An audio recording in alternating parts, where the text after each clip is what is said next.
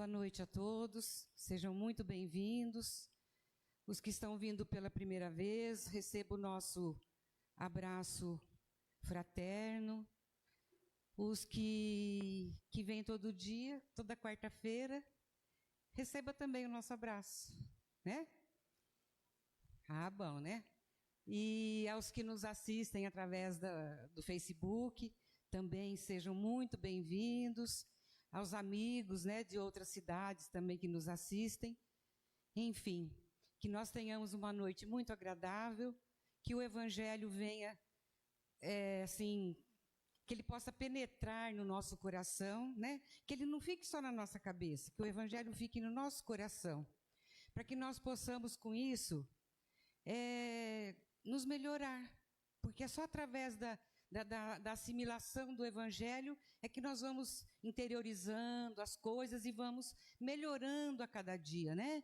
Então que Jesus abençoe a todos nós, para que nós possamos realmente nos saciar, né, com esse banquete que o Bruno vai nos oferecer hoje, né, um banquete de luz que irá, com certeza, iluminar as nossas vidas. Então vamos pedir a Jesus, mais uma vez, que abençoe a todos nós, abençoe a todas as pessoas necessitadas, abençoe o lar de cada um de vocês, meus irmãos, onde estiver pessoas doentes, que eles possam receber essas nossas vibrações de carinho, de amor, né? E vamos também agradecer a espiritualidade por essas energias tão boas que eles estão jogando sobre todos nós nesse momento, né? Que nós possamos recolher tudo isso e sentir a grande paz no nosso coração. Então, que Jesus nos abençoe a todos e, mais uma vez, sejam muito bem-vindos. Que assim seja.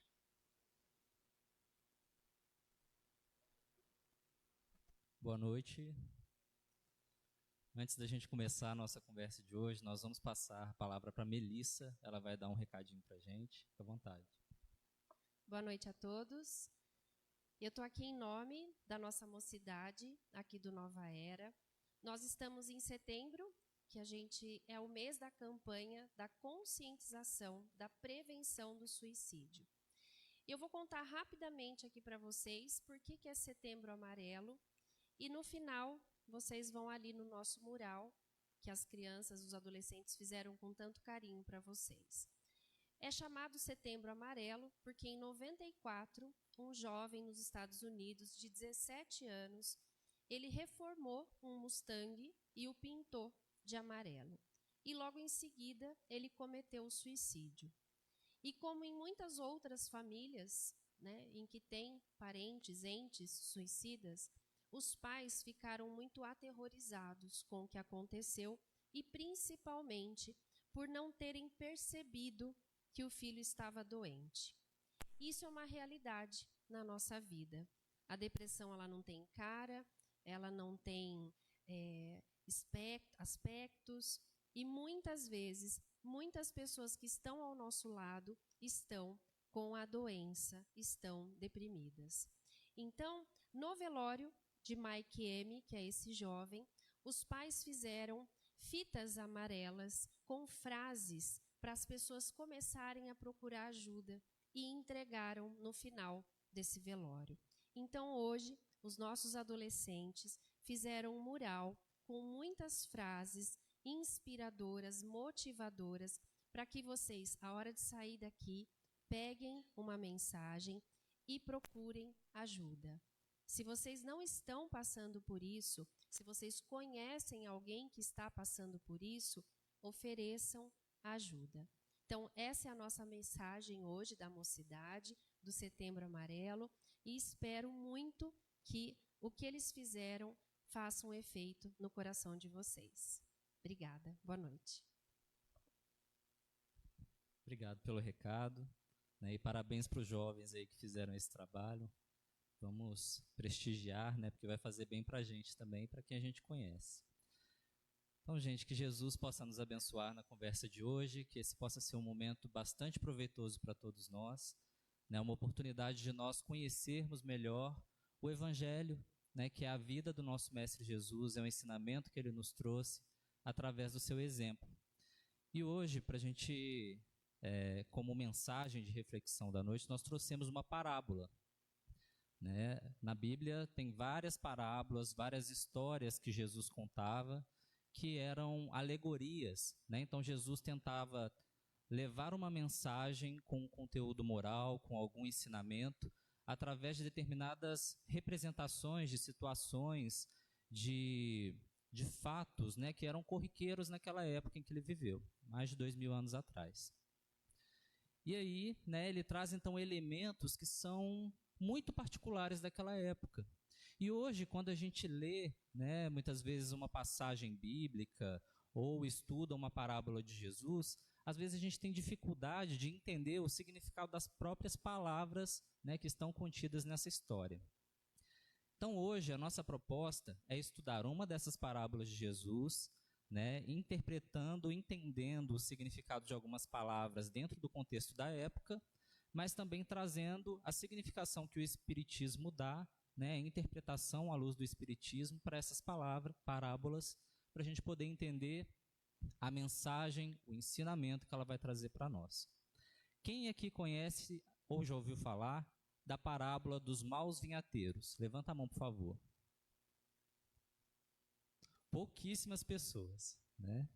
A maioria das vezes, quando a gente fala dessa parábola, ninguém levanta a mão mesmo. Mas aí eu vou dar uns outros nomes aqui para vocês, porque às vezes essa parábola ela é citada de outras formas. Então, parábola dos lavradores maus, parábola dos vinhateiros homicidas, principalmente essa daqui é muito utilizada. Parábola dos rendeiros infiéis, parábola da vinha e dos vinhateiros, e parábola dos maus vinhateiros. E agora, quem mais se lembra aí? Não mudou muito não, né? Mas tudo bem. É legal que aí a gente vê que realmente a noite de hoje ela vai ser proveitosa, né? Pelo menos vocês vão conhecer uma parábola a mais de Jesus. E é tão interessante que, apesar de poucas pessoas conhecerem essa parábola, ela foi citada por 3 dos evangelistas. Está lá em Marcos, está em Mateus e está também em Lucas. Então, primeiro nós vamos fazer uma leitura mais rápida dessa parábola para vocês entenderem a história e depois nós vamos discutindo os pedacinhos, né, para tirar o conteúdo moral por trás dessas frases. Então, a parábola começa dizendo: ouvi ainda outra parábola. Houve um homem, pai de família, que plantou uma vinha e circundou-a de um valado, e construiu nela um lagar, e edificou uma torre, e arrendou-a a uns lavradores, e ausentou-se para longe. E chegando o tempo dos frutos, enviou os seus servos aos lavradores para receber os seus frutos. E os lavradores, apoderando-se dos servos, feriram um, mataram outro e apedrejaram outro. Depois enviou outros servos, em maior número do que os primeiros, e eles fizeram-lhe o mesmo. E por último enviou-lhe seu filho, dizendo: terão respeito ao meu filho. Mas os lavradores, vendo o filho, disseram entre si: este é o herdeiro, vinde, matemo-lo e apoderemo-nos da sua herança. E lançando mão dele, o arrastaram para fora da vinha e o mataram. Quando, pois, vier o senhor da vinha, que fará aqueles lavradores? Dizem-lhe eles: dará afrontosa morte aos maus e arrendará a vinha a outros lavradores, que a seu tempo lhe deem os frutos. Essa é a citação de Mateus no capítulo 21, versículo 33 a 41.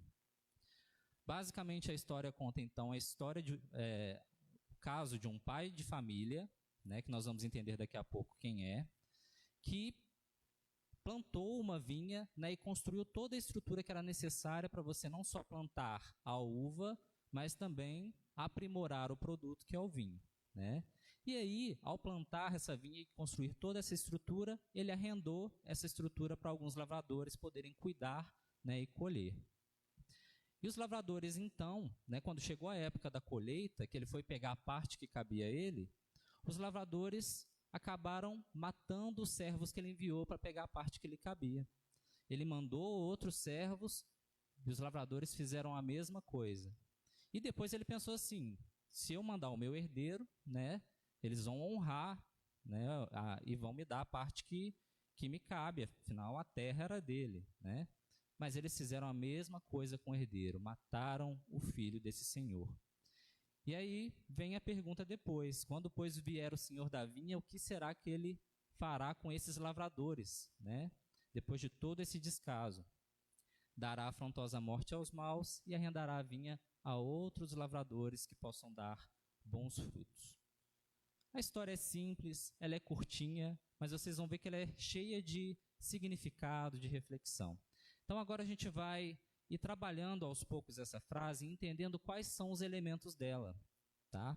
Então, a parábola começa dizendo que houve um homem, pai de família, que plantou uma vinha. Vamos ver se vocês estão bons na interpretação, né? Quem que é esse homem, pai de família? A quem vocês acham que Jesus estava se referindo? Deus, né? Então, Deus seria esse pai de família. No livro dos Espíritos, os Espíritos colocam que Deus é a inteligência suprema, é a causa primeira de todas as coisas. Se Ele é criador de tudo, Ele é pai de toda a criação. Então, Deus é esse pai de família, né, que edificou essa vinha. Todos nós constituímos essa família. Toda a criação de Deus faz parte dessa família. Então, é uma família bastante numerosa, né, porque engloba não só nós que estamos aqui encarnados, mas também uma comunidade de espíritos desencarnados ou encarnados, né, no universo todo. Então, é uma família muito grande. E Deus é esse Pai misericordioso que chefia essa família. E Ele plantou uma vinha. Que vinha seria essa? A vinha nós podemos entender como o nosso próprio planeta, né? Um ambiente onde nós, através do trabalho, né, do plantio, vamos colhendo, vamos trabalhando e aprimorando os nossos valores. Então, Deus construiu para nós essa vinha para que nós pudéssemos trabalhar, e é onde nós vamos edificando, sujeitos às suas leis, que são justas, que são misericordiosas, nós vamos nos aprimorando nessa vinha através do trabalho. Tá tudo bem até aí? E aí surgem algumas palavras que provavelmente devem ter causado um embaraço em vocês, né? Quando eu fui olhar essa parábola pela primeira vez, eu desconhecia o significado de algumas palavras. Ele diz que circundou a vinha de um valado, que em algumas passagens evangélicas a gente vai encontrar o termo tapume ou sebe, e construiu nela um lagar e edificou uma torre. O que são esses elementos? O valado nada mais é do que uma espécie de cerca viva, uma cerca feita de galhos, de restos de material, que servia justamente para proteger, né, aquela lavoura, aquela plantação.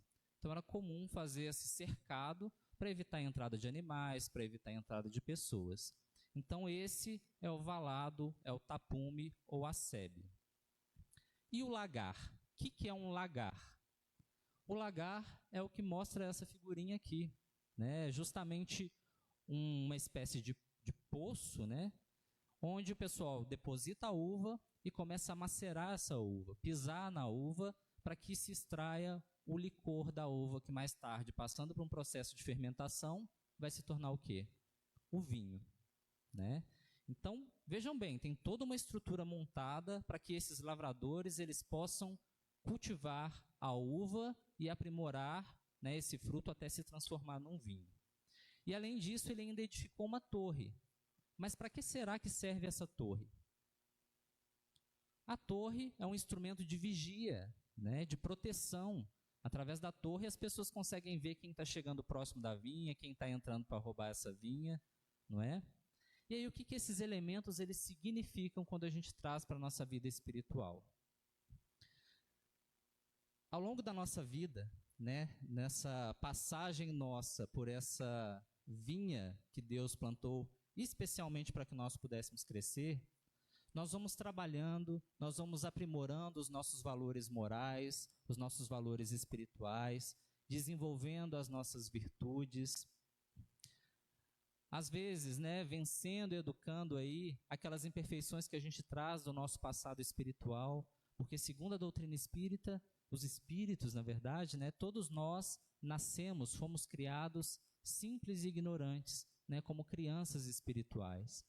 E ao longo dessas experiências que o trabalho da vinha nos oferece, nós vamos aprimorando esses valores dentro de nós. E saindo de um estado bastante bruto, bastante elementar, como é a uva, um material mais grosseiro, vamos dizer assim, até o vinho, que simboliza esse elemento sutil do desenvolvimento da espiritualidade.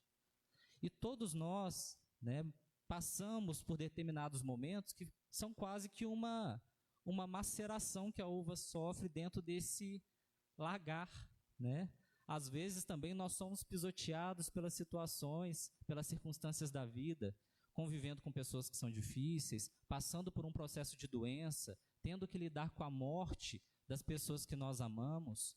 Não é um processo fácil, mas é um processo, apesar de doloroso, que nos traz um fortalecimento espiritual e uma maturidade muito grande. Então Deus nos coloca nesse lagar da vida para que nós, espíritos ainda brutos, bastante simples, possamos, através dessas experiências, crescer e nos purificarmos, nos tornarmos esse vinho do elemento espiritual sublimado. E para isso, gente, Deus nos oferece todos os recursos que nós precisamos. Quando Ele coloca aqui, que em volta dessa grande plantação existia toda essa estrutura, existia uma cerca já montada, existia um ambiente que favorecia, você visualizar as pessoas que estavam chegando para a proteção do ambiente. Todos esses recursos são recursos que Deus nos oferece durante esse nosso trabalho na vinha para que a gente possa colher bons frutos. Que recursos são esses? São os mesmos recursos que às vezes a gente considera como se fossem pessoas nos pisoteando, A doença é um desses recursos, a família que nós estamos é esse recurso, a saúde também é um desses recursos, a oportunidade do trabalho, a oportunidade de estarmos num núcleo religioso, aprendendo sobre a importância de desenvolvermos a nossa espiritualidade, a nossa moralidade. As pessoas difíceis que surgem na nossa vida, que a gente tem dificuldade de convivência, são todos elementos que nos ajudam nesse processo de crescimento e sublimação do vinho. A própria vida, a própria oportunidade de estarmos aqui encarnados é um elemento que nos favorece, que nos auxilia nesse processo de colheita. A oportunidade que nós temos hoje. Além disso, gente, nós contamos ainda com toda uma proteção também. Que proteção é essa? Das pessoas que nos amam, que compartilham a vida conosco, aqueles familiares que sempre estão lá para nos aconselhar, nos proteger, os nossos amigos, mas também, e talvez principalmente, uma comunidade de bons espíritos, de anjos da guarda, espíritos protetores, que estão ao nosso lado nos orientando para o bem, nos ajudando a tomar decisões mais acertadas sobre a nossa vida, para que a gente possa aproveitar a oportunidade do trabalho na vinha e não desperdiçar esse tempo. Uma frasezinha, 3 palavrinhas, e olha o tanto de coisinha que a gente refletiu só com esse trecho, E aí então diz que ele arrendou-a a uns lavradores e ausentou-se para longe. O que é um arrendamento? Um arrendamento é um contrato, que o dono de uma propriedade, por exemplo, ele faz com uma outra pessoa para que ele trabalhe nela, utilize dessa terra e produza nela por um determinado tempo e um determinado preço. E ele arrenda isso aos lavradores. Quem será que são os lavradores? Somos nós mesmos, Então Deus nos permite que por um determinado tempo, por um determinado preço, estejamos nós aqui trabalhando nessa vinha para colhermos bons frutos. Que tempo é esse, gente? A vida.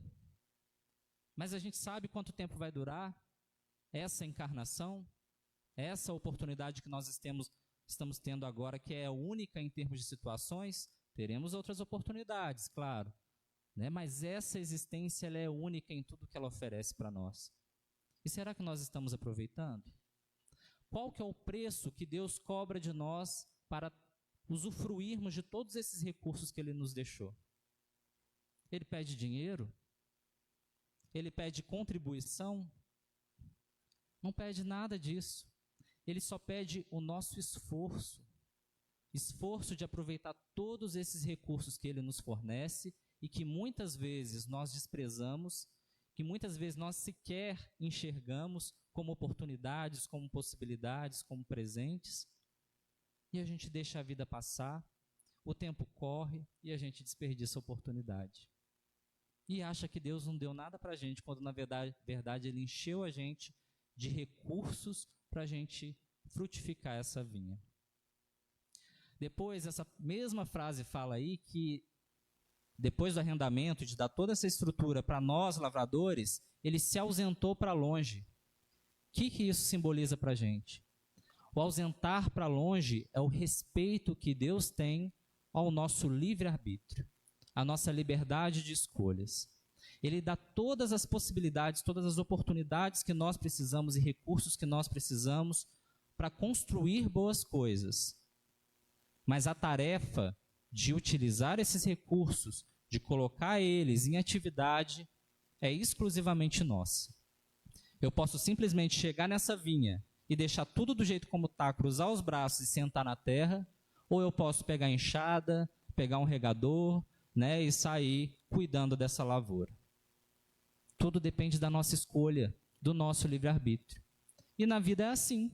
Tem pessoas que aproveitam muito bem essas oportunidades e crescem muito espiritualmente em uma única existência, mas tem pessoas que desperdiçam completamente o tempo com futilidades, com coisas que, apesar de trazerem um prazer material muito grande, não agregam absolutamente nada do ponto de vista espiritual.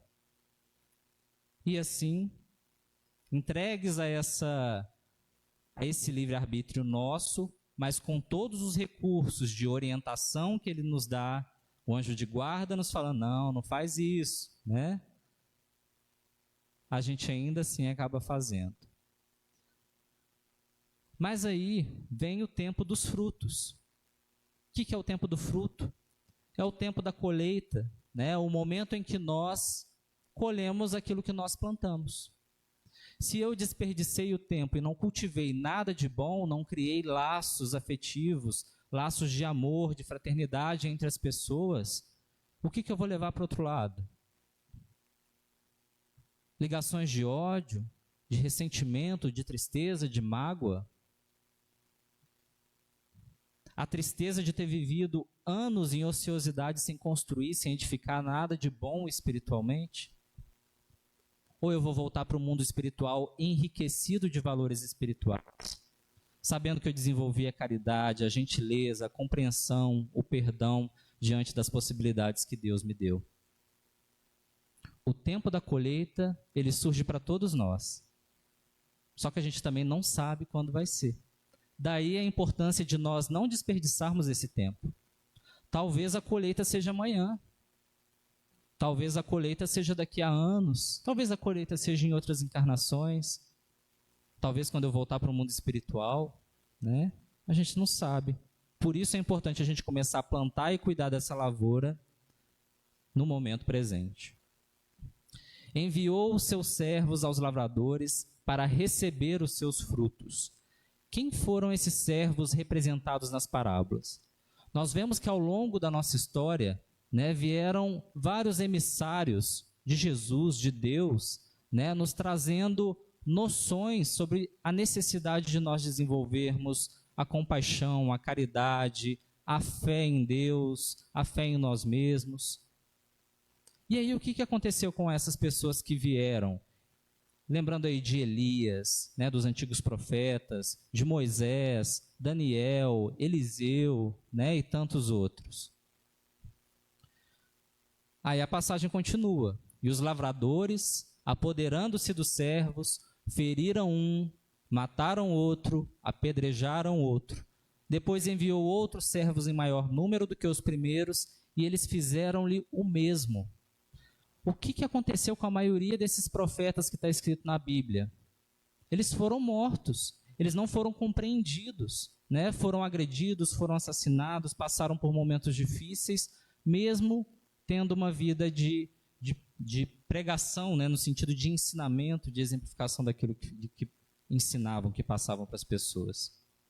E aí a passagem diz que depois esse Senhor, que é Deus, manda outros servos dele fazer essa cobrança, né? Chamar a nossa atenção para a necessidade da colheita. E o que nós fizemos? Vamos lembrar lá dos discípulos de Jesus, por exemplo, né? Os apóstolos. Todos eles viveram uma vida, né, de transformação, de mudança, exemplificando aqueles valores que eles aprenderam com Jesus, cada um dentro das suas possibilidades. Saíram pelo mundo afora aí divulgando o Evangelho. E a mensagem deles foi entendida?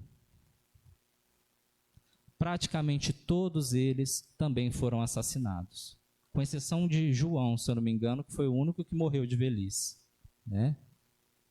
Quase todos foram mortos, ou lapidados, ou crucificados, e assim vai.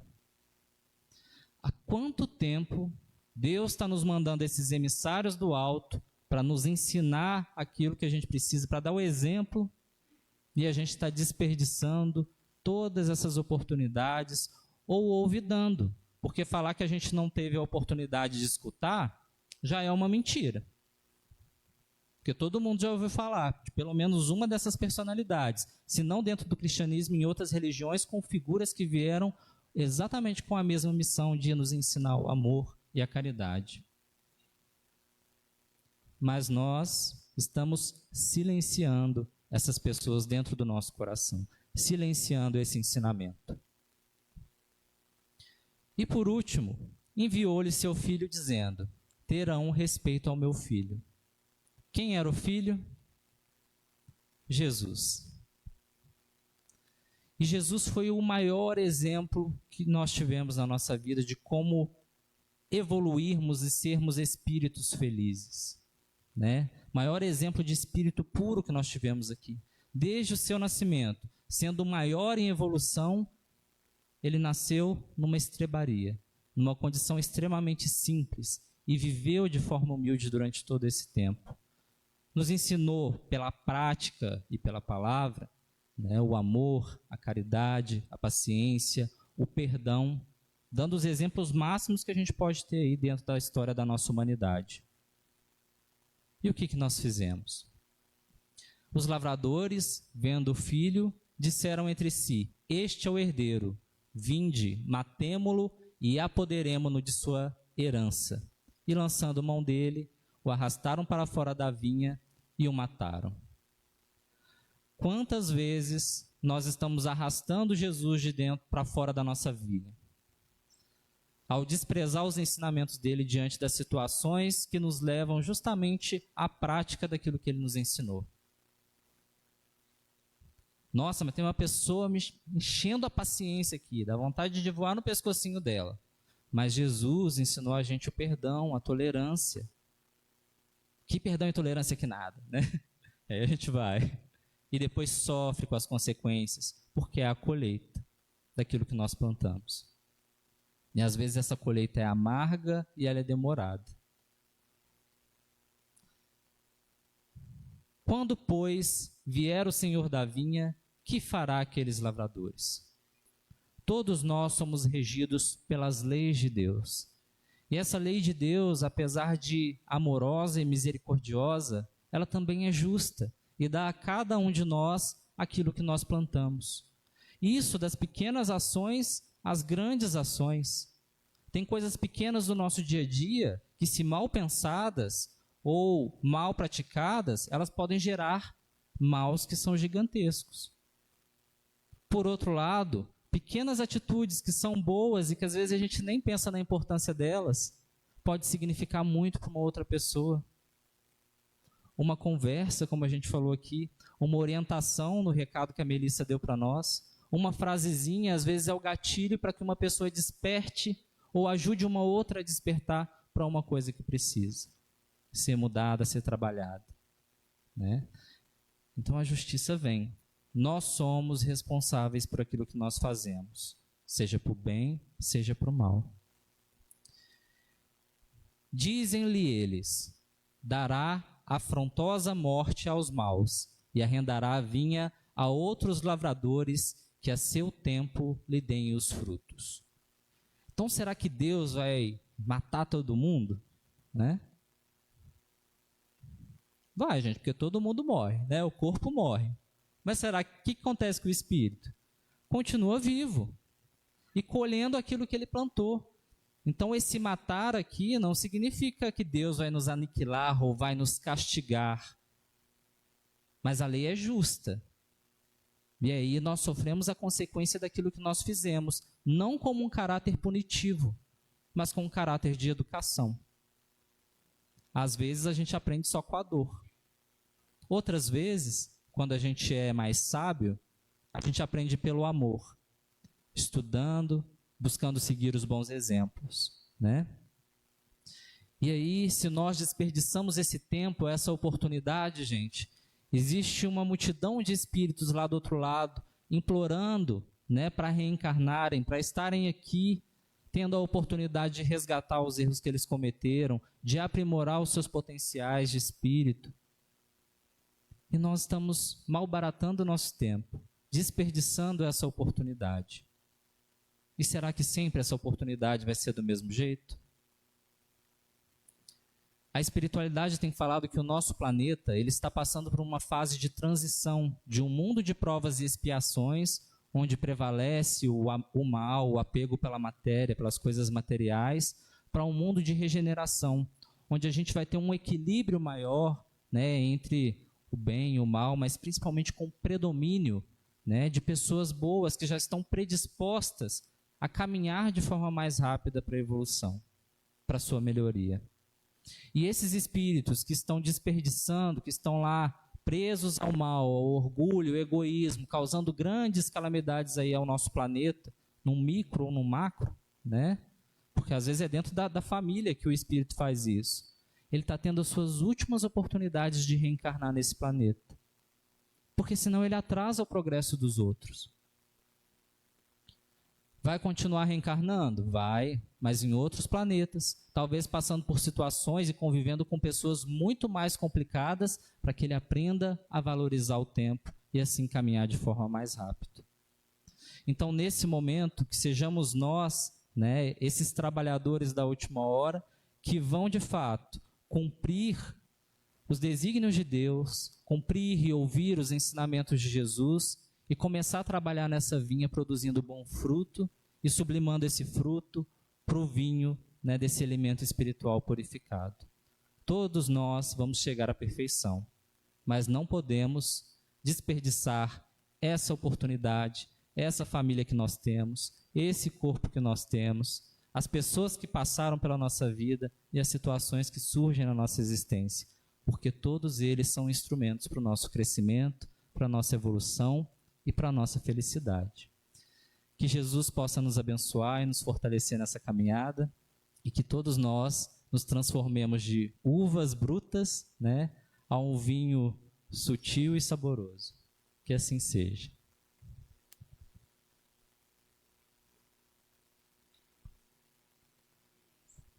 Sem álcool de preferência. Nós vamos então fazer um sorteio dos livros, né? Vocês receberam uma mensagenzinha aí no começo, no canto superior, provavelmente, tem um númerozinho, e aí o número que eu falar pode vir aqui buscar o livro na frente, por favor.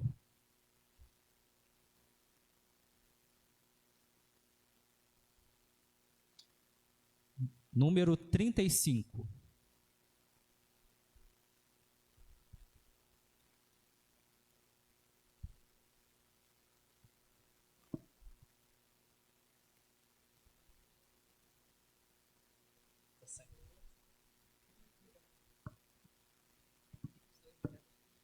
Pode falar um aqui?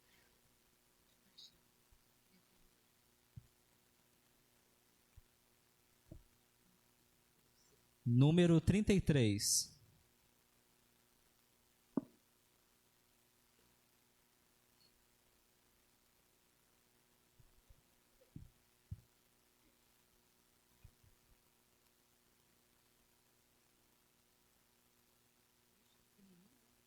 Número 43.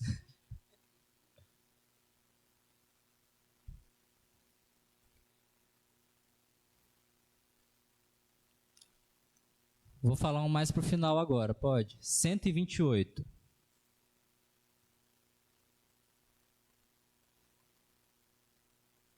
128 está aí?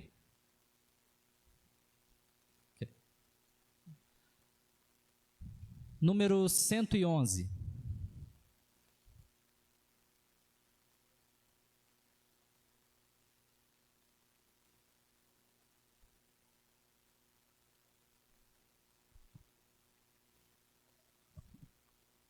O Marcelo ganhou um livro. Quem olhará o Romeu? Ai, teu pai. Gente, então vamos, né, mais uma vez. Espero que vocês tenham digerido bem esse evangelho maravilhoso que o nosso irmão fez agora, né? Que quantas palavras boas, e não esquecer do que ele falou, gente. Isso tem que ser aqui e agora. A semeadura é livre, mas a colheita é obrigatória, hein? Vamos pensar nisso que ele falou aí. A gente pensa que tudo vai passar, vai tomando tempo da gente, não vai percebendo, né? Mas chega um dia que Jesus vai nos cobrar.